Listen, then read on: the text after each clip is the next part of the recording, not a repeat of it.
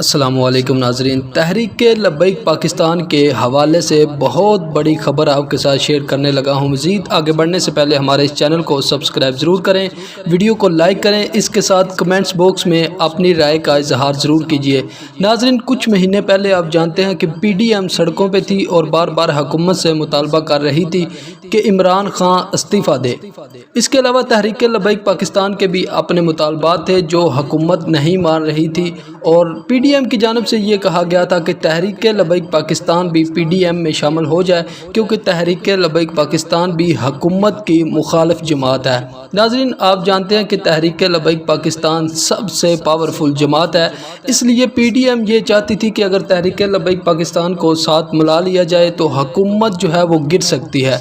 تو تب تحریک لبیک پاکستان نے واضح طور پہ کہا تھا کہ ہم پی ڈی ایم کے اتحاد میں شامل نہیں ہو سکتے۔ اس کے بعد آپ نے دیکھا کہ تحریک لبیک پاکستان سڑکوں پہ آئی اور حکومت نے جس طرح تحریک لبیک پاکستان کے کارکنان پر شیلنگ کی اور ان کو شہید کیا، اس کے بعد تحریک لبیک پاکستان کے کارکنان میں شدید غصہ پایا جا رہا ہے۔ اس کے بعد فضل الرحمان نے تحریک لبیک پاکستان کی حمایت کا اعلان کیا اور کہا کہ اگر تحریک لبیک پاکستان مارچ کا اعلان کرے گی تو فضل الرحمان بھی ساتھ جائے گا۔ فضل الرحمان کی جو جماعت ہے اس نے بھی کہا کہ ہم بھی تحریک لبیک پاکستان کے مارچ میں شامل ہوں گے۔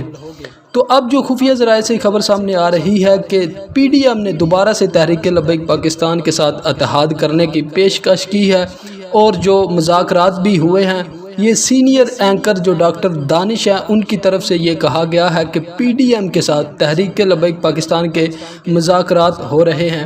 ایک مذاکرات جو ہیں وہ ہو گئے ہیں اور عید کے بعد دوبارہ سے پھر مذاکرات شروع ہو جائیں گے۔ تو ناظرین، آپ کی کیا رائے ہے کہ تحریک